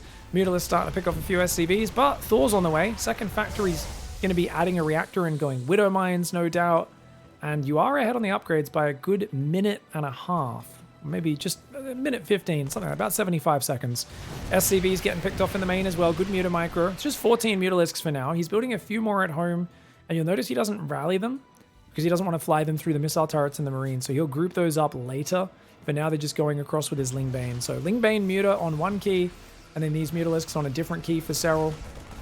Good micro. Oh, he's looking to deny the 4th base. The Banelings are a bit far behind, though. He's got to group up before he goes for anything like that. A lot of Marines out on the left side. 2-2 does start for SERRAL. Very fast after 1-1 finishes. Looking to catch up on those upgrades. Thors are on the way. The reactor is building on that 2nd factory. And as Kua gets to max out, his army does get a lot better. Interestingly, SERRAL has not made an infestation pit. And he's only now droning up to 80 workers. So SERRAL isn't like in some massive lead. Like if he's on 7 bases, 100 drones, he can just start rolling Banelings in. But he's just hit 80 workers. He's got a good army. He's ahead in supply, mostly army supply, but he's a bit down in upgrades. No hive on the way, no infestation pit even started, which is, of course, the first thing that starts that hive transition. There it is. That means this hive will be done in about, you know, a minute and a half from now. And that's when you can start Adrenal, Vipers, Ultra Cavern, all the good stuff. But, of course, Cura is going to be maxed. And he's got a big army of Marines, Thors. Unfortunately, he only has 2 Widow Mines. He does need a few more Widow Mines, and he needs these 3 barracks to get Tech Labs. Because if he could be maxed right now with, say, 8 Marauders, 6 Widow Mines, and then just mass Marines and a few Thors, that is a killer army versus Mutiling Bane. Cure doesn't quite have all those pieces, and this gives SERRAL a lot more time to screw with him. We've got a Thor and a Medevac coming in. Good shot from that Thor. Does scare him back for now. 21 Mutalisks. Oh, he's doing the Dropper Lord, guys! You know what, guys? It was 2018, 2019 when I first saw TLO do this every game. The mass drop load of the Lings. I've been raving about it ever since, and about how every ZvZ, when you've got Mutas and they've got Roaches, you should always drop Lings in the main. And I love that SERRAL started doing it. He actually lost his hive to Dongray Gu doing this. Dongray Gu doom dropped SERRAL's main at Katowice, killed his hive, and beat him because of that. And it's so cool to see SERRAL does it almost every other game now. And 6 Zerglings, 6 Overlords of Zerglings. You might think massive drop, massive commitment. It's nothing. If you lose those, it's 54 Zerglings. It's 27 supply of Zerglings. You don't even care. You can lose every single Ling for nothing but a distraction. You don't give a crap, but you add Burrow to this, you add the way he splits those units up and how annoying he is, and it's amazing. Unfortunately, this time, because there were so many missile turrets, he loses a few Overlords, and there was a lot of Marines on standby. He doesn't find as much damage, but I love the fact that he goes for it, and it's not a big game changer in terms of units lost. It really doesn't cost you much, but it has such high potential payoff. Because Zerglings, melee units in general, the same reason Prism Zealot in the main is so scary. Anytime a melee unit can find surface area to actually stab the crap out of stuff, they suddenly are very, very effective. Their stats are always way higher than ranged units, because in a normal battle, they all get stuck behind each other. It's very hard to find surface area. But you put them in the back door, in a mineral line, it's like dropping a crazed prison yard fighter with 2 shanks, one in each hand, inside a preschool, and then brainwashing him into thinking all the children are like demons or something. It's savage, man. He's going to go for a Baneling roll in behind with the Zerglings that he saved. Mutas are there. 3/3s on the way as well as Adrenal Glands. Cure is forced to turtle up. He's going to start going Mass Command Center and Ghosts. But Mutas are really good for just finding little bits of damage here and there. Thor does scare him away for now. Vehicle armor upgrades are coming in. They're very good versus Mutiling Bane because those units do very high attack speed but low amounts of damage. Ooh, ow, ow. Ow, ow, ow. Okay, 8 SCVs go down. I don't think that's the end of the world. Cure is reasonably rich. That being said, his SCV count's not that high. This army in the south is pretty good, but he doesn't have that many Marauders. Oh, the Marines chase the Mutas off. No Widow Mines guarding the units on the right. Good hot pickup, though. Very good hot pickup. Just got to be careful about clumping on creep. As long as he stays up the ramp and SERRAL's not flanking him, I think he can do well. Oh, SERRAL rolls up. He quickly does the Abe Simpson. He puts his hat on the coat rack, immediately sees Bart at the check-in desk, and so like, whoa, no. Turns around, puts his hat on and walks out. That would have been a terrible fight if SERRAL committed any further. It already wasn't great for him, but he is finding damage with the Mutalisks on the counter-attack. Queen's here trying to pull back, as are the Banelings. SERRAL's probably going to have to give up this base. He's going for it with mass Baneling! The Thors do not care about Banelings, but if he can get to the Marines, it might be worth it. Good fight here for Cure. The Thors, one of them dies. 2 of them very heavily damaged, but it feels like these last few fights, man, 5,000 resources now in favor of Cure, but he lost a command center. You got to deal with those Mutas. You got to deal with them, man. He doesn't have building armor yet. Building armor is a massive upgrade versus Mutalisks. They don't do a lot of damage. Getting 2 extra armor on those buildings really helps. And it's just not enough Marines over there. You got to kind of leave a Thor and a Medevac or a good pack of Marines. Finally, a Thor gets a volley off. Scares the Mutas away, but as is so often the case, the Thor damages the Mutas. It kind of shoos them away. It never kills them. Unless the Zerg is really not watching. These top-level Zergs just always pull away very quickly. Oh, too deep on creep. Oh, no, the Medevacs didn't get close enough to pick up there. Oh, nice spread on the Banelings. He actually took out a Thor and 2 Widow Mines with those 3 Banelings. And SERRAL's in the back door. Uh-oh, SERRAL's in the back door, guys. Oh my god, there is nothing creepier than someone knocking on your back door at 4 a.m. in the morning. That's what's happening to Cure right now. Luckily, looks like he's locked all the doors. SERRAL's going to maybe think about kicking in a window, but instead he just basically, yeah, he kind of knocks on the door. Cure sees a silhouette outside, and then SERRAL just kind of walks off. maybe a little bit more menacing, leaving a little bit more mystery to why the hell there's a stranger knocking on your back door and then just climbing over your fence into your neighbor's yard at the middle of the night. +3 air attack on the way. Lurker upgrades. +1 range coming in as well. Oh! Decent boom boom. Got 9 Zerglings. Ghost there up front says, come on. You know you hate Ghost, Zerg player. Come and fight me. Muta's ready to go back in the door again. Lurker transition actually makes a lot of sense because Thors are very good versus Broodlords. So if you just go Lurkers, they wreck Biomine. They're pretty decent versus Thors. He's going high-sec auto-tracking before building armor. I really believe building armor is the better upgrade there, but it does increase range of turrets and planetaries. Oh, that was pretty slick, guys. The mass snipe on the Mutas. I mean, the Mutas weren't the best unit in this game anymore, so it's not like, oh no, he lost the main force. SERRAL's got a giant bank, but that still felt very good. There's something satisfying about popping those Mutalisks as a Terran player. Mass Baneling getting ready on the south. That's going to be about 30 Banelings, easily enough to blow up the planetary. There are 3 Widow Mines in the mineral line, but I think the Banelings will already be in range of the planetary by the time those Widow Mines go off. This could be very bad for Cure, especially if he loses this command center. You want to kind of detonate these Banelings right here if you can, in between both command centers. And indeed he will. Oh, the Widow Mine's not really getting anything done. Planetary goes down, as do a few of the workers. Oh, you dirty boy. Dirty boy, he just did the burrow in the mineral line trick. We'll see if that pays off in a little bit, guys. Big fight going on in the front. So far, SERRAL's holding him back. He's trying to make more Hydras, more Lurkers behind this. Lings do come in. As long as SERRAL doesn't burrow those Zerglings, he might not give away what's happened there. No, he scans it. Q's like, no way, Jose. Command center in the bottom is there. There's a burrowed Zergling denying it. Ghost will come forward. Ling's just going to burrow on top, forcing out scans. Whenever the fight looks bad, force some scans with whatever dregs you have left. Q is holding on like a champ, though, man. He's actually got how many command centers? Only 5 orbitals? Oh, that kind of sucks. He's only got 5 orbital command centers. He's not really as entrenched as we'd like to see just yet. As the Lurker count grows, though, I mean, Lurkers aren't the most mobile unit. This Widow Mine's being annoying, but they are starting to get cleaned up. Hatchery in the bottom goes down. Widow Mine will block all of that. The Mutas are still alive in the back, just 5 of them. SCVs in the top. That planetary is going to go bye-bye the moment SERRAL decides to commit there. Got to get those SCVs out of there at least, Q. Oh, this is going to be some big losses, man. 9 SCVs and a planetary. This is just removing map control from Q. The minerals aren't even that important. It's controlling this area with that entrenchment that's important, because now there's burrowed Zerglings, there's other Zerglings hanging out. SERRAL's literally taking a dump on his northern expansion. And Cure feels like he's got a counterattack, but man, remember there's 7 Lurkers out already. Dude, look at this counterattack though, it's vicious. He splits into all of the bases at once. SERRAL has to jump on this. He's kind of forced to fight here, whether or not he's ready. He's got to defend the heart of his economy. The Link Bane trying to go through, the Widow Mine's getting okay shots, but nothing too crazy. SERRAL has to pull back and regrow. He's already lost a hatchery. The other ones are starting to lose their mining as well. If Cure can pull this and then pull back to the north, take 3 hatcheries out, get out of there, that'd be great. Oh man, he doesn't have much firepower right now. He's too clubbed the Banelings. Okay, good pullback by Cure. Does avert disaster. Meanwhile, though, Lings find the undefended mineral line.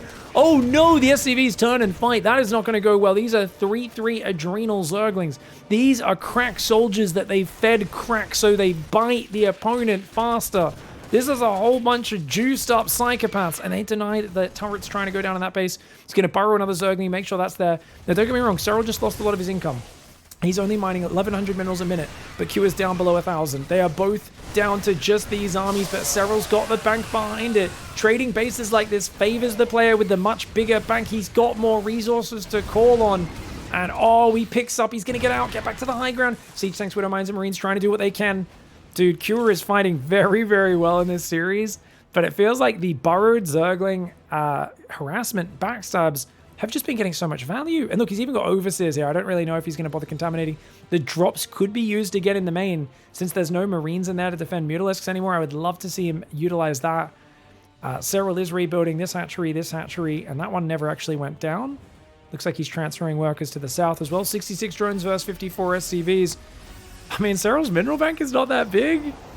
It still feels like Cure is definitely in a position where he could win. But he does need to like trade a little bit better than SERRAL in these next few fights. And with Infestors coming out with pathogen glands, that's scary. Because those are the real tools that will wreck this sort of army. Just one big fungal from behind, and the Lingbane will start connecting in a big way. Oh! Nice! Burrowed Baneling gets a juicy on the Marines. Lurkers come in from behind. They do burrow right there. Lurker Viper coming forward.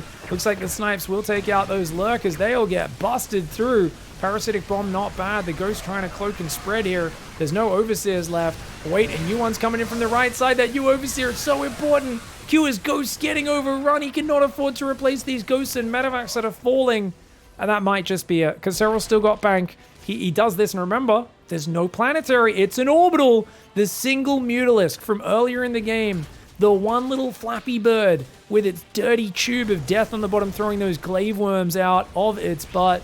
And the command center does get taken down in the south. Very huge. Serral, whenever he wins a fight, same thing versus Maru in the group stage. Counterattacks, does big damage immediately. This is what Serral is just looking so good at, man. You give him a good fight, and he's just like, bam in your face, bam in your face. Look at this, burrowing Zerglings there. He's got burrowed Banelings on that north side. He's even going to try and take that hatchery. He's transferred 16 workers up front to mine the more exposed bases, because we're at that stage of the game where you're going to be exhausting a lot of the resources on the map. Q is dancing with Serral, and he's looking really good, but this is a little bit reminiscent of Q versus Maru, where he actually does all right versus Maru, and always takes it to late game a lot of the time, but he very rarely beats him in that late game. And that's kind of what I'm feeling here, where Serral's always just a little ahead of him, just a little out of reach. It's close. Q is putting up a fantastic fight, but the swarm is so big, I don't know if any Terran could hold from here. The numbers are a bit too extreme. The Lingbane Hydra does get defended on the north, but he clears all the SCVs on the south, and that command center has to lift one more time. And as Q comes to defend, I mean, these Lings are just going to burrow out to the left somewhere, or even find yet another undefended mineral line. Nice micro by Serral, just picking off what he can. Medevac healing does come in to save a few of those bad boys. And Serral just going Hydraling Bane. He's got his Vipers gathering energy in the main. Juices those up. Band-aids for the ladies. Couple of band-aids there. They had a few blisters on their feet from wearing those nice Viper heals. Ling Bane coming on forward. Ow, ow, ow. Oh, Widowmine's not really landing big on the Zerg because the Terran was so busy running away from the mass Baneling. Does save 4 ghosts. Nicely done. Remember, Widowmines are most effective when your bio is actually able to stand and fight, or you've got siege tanks and stuff gunning them down in Hellbats. Because he didn't have any of that, the Widowmines were all just shooting on the first unit they saw, which happened to be front-running individual Zerglings, dragging the Widowmines into the Terran force. One of the big mainstays of Biomine is you need to kind of shoot down the front-running Zerglings, or the Widowmines don't do anything. They do diddly squat. And Serral just has too many numbers. Once you're losing, Widowmines rarely get you back in the game at the top level once you're this far behind in TVZ, because the Widowmines don't have the chance to get those big shots off. You've lost too much momentum. Too easy for the Zerg to spread the Lings out and drag those shots away. And Serral winning a lovely 23-minute game on Gresfin. Alright, alright, alright. Playing some pretty darn good StarCraft. I felt like that early game was kind of trash for him last game, just the way the builds round out. And yet he fought back very well. No shame in not being able to beat Serral in the late game, especially when you were a bit behind in the early momentum. Q handled those mutas very well. But he's up against Serral, and Serral is going for a pool first. Interesting, pool hatch build. No gas this time though, so not the best versus the Rax Reaper builds. This looks like a roach push. Right? Hatchery into gas? Just a second after it? Oh, it was a few seconds after, so maybe not actually. Unlike Serral to bank on doing the Lambo 5 roach push, that's pretty rare. On the other hand, players don't scout a lot versus Serral. Very rare for them to SCV scout. So that's why doing those builds can actually make sense. But not pulling a third worker onto gas just yet. No roach horn. Just going for a queen and 2 Zerglings. Looks like just a very safe opening for Serral. Do you guys think we'll ever see Serral make a run for the GSL title? Unlikely, guys. Remember that the prize money went down for GSL in recent years, and it is crowdfunded now to still be a pretty decent prize pool, but I'm not sure if it's as big as it was pre-crowdfunding. I don't actually know, and remember, it goes for a long period. So normally Serral travels for events, but he doesn't. I don't think he really has seen it as being prestigious enough in his mind to warrant him going there, and especially not in terms of prize money. I mean, I would love to see him do it for the legacy. I think it would be such a cool thing to build on his legacy. It would, like, because everyone's like, oh, that's the one tournament, you know? He's won GSL versus the world. He's gone and won kind of weekend tournaments in Korea, but he never signed up for GSL. That's the one tournament where people are like, oh, it'd be so good. Now, obviously, he has winning records on LAN versus all the top pros. On almost no one has a winning record versus SERRAL. Most people have abysmal records versus him. He's something like 80% versus Maru at the moment, which is just unheard of, Maru being one of the greatest players of all time. But, you know, SERRAL just has the number of most of those guys out there. It's very difficult to beat him consistently. And that's why I think just for the legacy, it would be so cool. But I think for him, moving to Korea for 2 months is a bit of a big ask. Anyways, nice scout for SERRAL, guys. He knows it's a third command center. He didn't do any real damage, but you know what? Scouting, seeing what's up, is in of itself very valuable. He's got Ling speed there. Does do the inject before defending the Reaper. As long as he pulls that drone away. Good Spore trick. Cancels it, gets the money back. Now, he's trying to go for the Rich Gas. Remember, the Rich Gas does allow you to get double gas mining on that single geyser. So with just 3 workers, you're mining the same as if there was 2 geysers being mined by 6 workers. Gives you a nice little boost. Interestingly, a Cyclone coming out for Cure. Does know about that purple gas base. How do you proceed? Ling speed's on the way. That's weird. You almost always see Roach play with this purple gas because Ravages, Roaches, and then going into Lurkers, Vipers is usually what you see to take advantage of it. And actually, as I say that, Roach Horn does come in. Okay, so never mind. He is still going to play Roaches. He builds it in the natural wall-off. Ling tries to run in. There is a Cyclone there. Overlord will get locked, and that's unfortunate. Because normally if you're right in the middle, it's hard for the Cyclone to reach you. They need to keep dropping it on side to side until they get the lock on. But nice clean start there for Cure. The Queens are like, yeah, let's try and slow this down. Queens and Ling's going to try to break the middle. This will block off this whole middle area. Cure's going to move through before that happens. SERRAL gives up on killing the rocks for now. Pulls to the left. Ooh, okay. Lings and Queen's going to try and fight this. He is hitting the medevac for a lot of damage. As the units commit into the Queens pull back the weak ones. And the Lings do pretty well. 12 more Lings on the way. SERRAL's trying to sell the fact that this is a Queen Zergling build into, like, I think he wants Cure to think it's Mutalisks. I think that's the image he's trying to give off right now is like, hey, look, purple gas Mutalisks. But I think he's going to have to build some Roaches in the near future. He's already building 3 of them. And we'll see what happens with this drop coming in from this left side.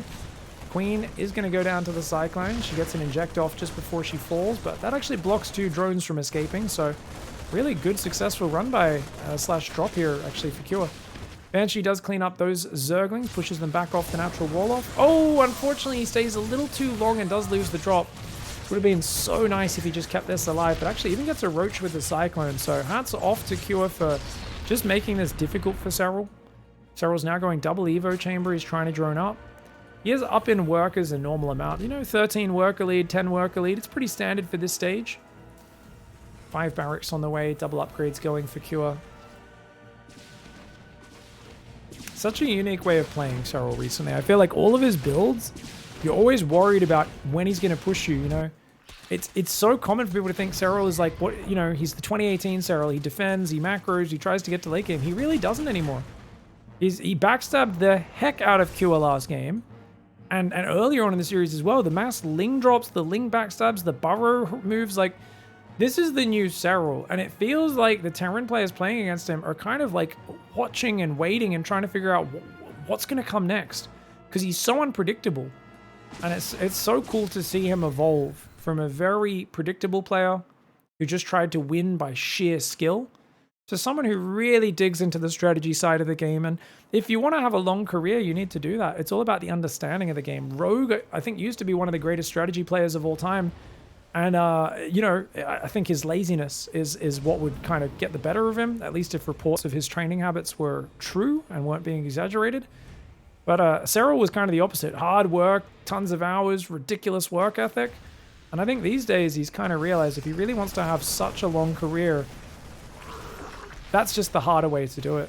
If you keep redeveloping and redefining yourself as a player and you add to that work ethic, that skill, that speed, really clever strategies and things to counter your opponent, and you study your opponents and you think about what they're good at, what they're bad at, how to take advantage of them, you really can become next level. And he's playing Roach Infester into Broodlord. This is such a cool style. This is my favorite style. I used to play this all the time at a very bad level. And it's like, it's weird because you don't really have any melee upgrades for the Broodlings, but you're going to force them into heavy tank. You're going to hit them with a bunch of Broodlords, which is going to ruin their tanks. And then your Roach Infestor is just going to overwhelm. That's the goal. But if Cure can realize what's happening, he can maybe try and keep him back. Oh, the Queen's come down and actually cut off the retreat. Unfortunately, he's a little exposed there, so he almost loses his Queens. But you know what? A few Marines get left behind. Medevacs go back, and he does save him and gets out of there. Good pullback by Cure. But guess what? You haven't seen the Hive. You don't know. And he might actually just stay 1-1. Let's see. No, he's going to go +2 carapace. I wouldn't be surprised to see melee. He's actually going to go +2 range. Okay, interesting. So he is going to really invest in this Roach Ravager a little bit more for a while longer. And look at this. Second factory's on the way. 3 more barracks. Fourth command center is down. I mean, Q's got a good economy. I feel like economically he's totally fine. But that fast round of Broodlords, expect the next 1,000 minerals and gas to be Corruptors and then Broodlords. I would imagine he's going to go for 7 Broodlords, but it could be as few as 5 or 6, and that alone is enough to break tank lines. And you're here as Cure thinking, when are the Lurkers coming? When are the Vipers coming? It's a very different sort of game to what you expect. Roach is coming forward on that right. 2-2 is ahead for Cure. Does he have a Ghost Academy yet? He does not. Extra depots building behind that main. He's got a couple squads out on the map. Just clearing up creep, trying to keep SERRAL back. SERRAL's bullying him a little bit. The Marines actually can win that fight, but notice that Cure knows there's Infestors on the map. So anytime he stims in a ball towards the Roaches to punish them, he threatens, or he risks, I should say, getting fungled. So Cure is really respecting the Infestors, but that's limiting his map vision. And now we've got 9 Corruptors about to pop. And look at this. They're all going to pop out, get to the front, just as the Greatest Spy is about to finish. He'll morph Broodlords in the middle so that there's less travel distance. He's already breaking the rocks, and he's just going to scare him with Roach Infestor. No plans to really commit until he's got those Broodlords out. Here we go. Corruptor's coming forward. He's going to morph him as far forward as he feels is safe. Doesn't want him to get spotted, but look at that. So it's going to be 7 Broodlords morphing. The 8th one and the 9th one will probably morph as well. And look at that. He left the perfect amount of supply free by building spores. He actually just did it. He built 3 spore crawlers and just cancelled them after morphing the Broodlords to get the supply for that. Oh, SERRAL just popping himself up above 200 supply. Very cool builder. And this is just so unorthodox. Pros almost never do Roach Ravager Infestor into Broodlord. It technically could be countered, but it's so unexpected. He's building Vikings right now as Cure. Cure might realize what's happening. He's building Vikings, but man, it's mostly Marine tank and 1 or 2 good fungals on the Marines. You got almost nothing left that shoots up. The Queens are on the front doorstep. Remember how good he is with his band-aids, his transfusers. Does transfuse the Queen getting shot there. Broodlord's coming forward. Oh, watch out for the fungal, Cure. Watch out for the fungal. Don't go in there. Don't go in there. There's a big slug juiced up in energy. He wants to drop that fungal growth on your face. You got to be careful, Cure. You got to be careful. I want to see more games in this grand finals, but fungal is so frightening. The transfuse on the Broodlords, the Vikings and the Bio microing so well. Cure's getting a lot of damage off. Most of the Queen energy's gone. The problem is the 9 Broodlords are still standing strong. And they do have, even though they don't have melee upgrades, they're making the tanks friendly fire each other. But notice Cure is shift-clicking the tanks on the Queen so they don't shoot the Broodlings. The Bio goes falling back. There's still a few Vikings doing damage, but the Queens are starting to take out the Vikings. The Broodlords pushing forward. The Roach Infestor goes in. EMP lands on one of the Infestors. The other Infestor is still stacked up full of juice right now at 200 energy. Great fighting so far. He's 2,000 resources ahead. You can see how bad it is dealing with this. If you don't have Thors and a few more Vikings out yet, it's so hard to deal with fast Broodlords. The Roach Ravager comes in. The Bio's landing across this front line. Another EMP did land, taking out the last bit of energy. The Broodlord Roachling, is it being held? Cure with a heroic effort. The SCV's off the line. There's still 3 Broodlords. They're starting to die there. But look at the cost. 20 SCVs going down. And SERRAL will pull back. And you know what? That was an incredible hold. Most players would have died there. SERRAL committed very hard, maybe a little too hard. I can imagine asking SERRAL about this, and he's like, yeah, maybe I should have backed off a little earlier or something like that. I feel like he might say something like that, but it's actually dead even in supply. He doesn't really have a bank advantage. He was going to be careful about getting jumped on. There's no Banelings here, though, so I actually think, yeah, good fight, fam. Baneling speed's still 30 seconds away. SERRAL's trying to go into Hydra Bane, but he doesn't really have the money. This was a kind of an all-in. And you know what? Cure held on. He's rebuilt his workers. He's on 5 base. Dude, Cure's actually ahead in this game. That was a beautiful hold. That was a beautiful hold. And I'm sure pros will say that's why you don't see this. Is because, yeah, Broodlords seem really annoying, but if you've got really top-tier micro, you can just, you know, focus your tanks on the other units, micro your Marines back and forth, build some Vikings and Thors and do okay. But here we go. Nice Ling run by. They've only got +1 melee versus +2 armor. So you'll notice these Lings aren't that powerful. He does have adrenal glands, though. They do attack incredibly fast. That's a lot of Ravages out here.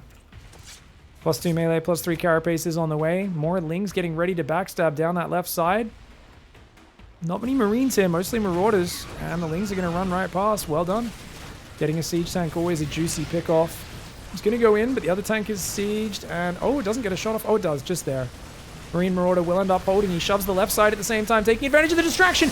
Bile Fungal combo! Takes out a bunch of the Medivacs, guys. 4 Medivacs go down. Great Bile combo. He saw that he wasn't watching it. Oh no, Infestor in the open. Bit of a misclick there, a misrally. SERRAL probably clicked down here, thinking the Infestor would go left, and it went to the right.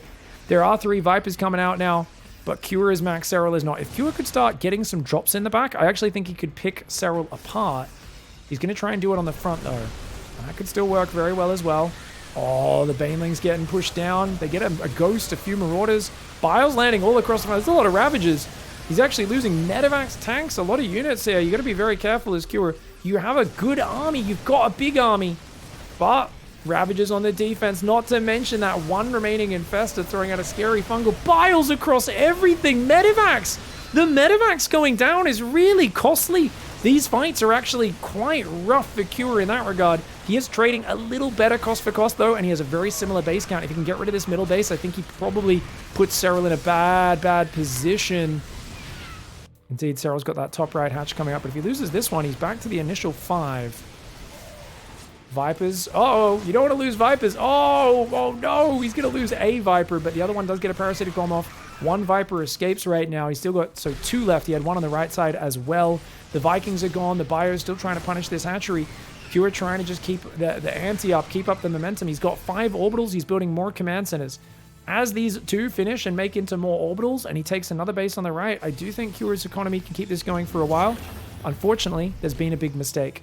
He was so distracted, his adrenaline pumping from the Broodlords, he has not started 3-3 upgrades. That is a huge mistake because Carapace just finished for Zerg. He's got +2 melee. He's starting +3 range. SERRAL's adding all the upgrades. And Cure, he feels like he's in the late game, but he's forgotten a few important pieces. Ravager Harass on the left gets a few SCVs. More Lings doing a backstab. SERRAL has been so consistent with these run-bys all series long. He is not giving Cure any time or space to breathe. The burrowed Zerglings being an absolute pain in his butt every single time. Ravager Ling Bane, man, it's not Hydra Tech. Remember, he's got the Hydra upgrades, but he needs to actually build Hydras, and he's still got so many Ravages he hasn't had a chance to just yet. There's no Infestors left in this game, which means the Ghosts and Marauders are going to be more and more deadly as time goes on. I do feel if he lets SERRAL mine this right side base, that's a big mistake. Cure is actually going to push the left instead of the right. That I was not expecting. He shoves the front right now. SERRAL may have to abandon this. Ling Run By comes in. Cure raises the wall. Cure does get rid of the middle base. But the Banelings are going to roll in. Ling's in the third. Libs will siege up. Banelings rolling up towards the production. The Bio cleaning up most of those Zerglings back at the front. SERRAL not really engaging there. He sent another Ravager in the left. This Ravager has 7 kills, guys. That Ravager has attained the Slayer rank. It is biling down and hitting these SCVs. SERRAL does not really want too many Ravagers and Roaches in his army anymore, so he just keeps drip feeding single Ravagers down this left side. That one got like 8 or 9 kills. Somehow that plus the Ling Bane run by went up to 26 kills. Parasitic bombs on the Medivacs. He's ambushing him, abducting siege tanks, doing damage to the Medivacs. This is SERRAL at his finest. Yes, he didn't have a big bank advantage. He didn't have a big momentum advantage. Yet he's just fighting so well, tooth and nail, to hold onto this ground. He's making it hard for Cure to expand. He keeps killing the natural. He keeps harassing the left side with Ravagers. And yes, he eventually left the purple base, but he'd already mined out all the gas and most of the minerals. He's now expanding to the top right side. Probably wants to expand to the bottom left as well. For now, it feels like Cure is going to just focus on punishing the bottom left. Hydra's now out with these Banelings. You got to be careful here. Biles will take out the tank, but SERRAL doesn't have a very deep Ling Bane army behind this. Does land a Bile in the middle.